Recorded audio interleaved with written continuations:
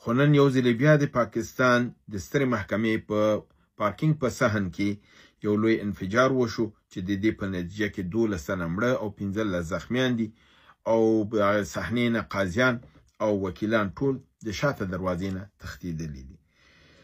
د پاکستان حکومت له 12 ساعت هم د واقعې نه پوره نه دي. وخت تحقیقات دا کړی دی چې دې باندې نوم یې خوارج افغاني.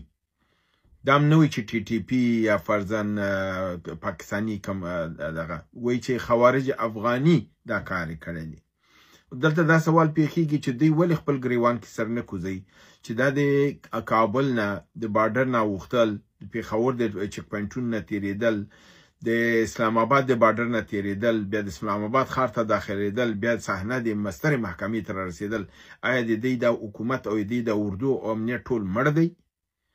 دا مړ دی چې دی دومره دغه دی، او که بیا مړ دی بیا ځان ته د شپږم طاقت او نظامي او حکومت دی بیا نه وي، بیا د تسلیم شي افغانستان ته، تسلیم دي شي چې همدا امارت اسلامي د دوی نظام جوړ کړي او امنیت ورته راولي.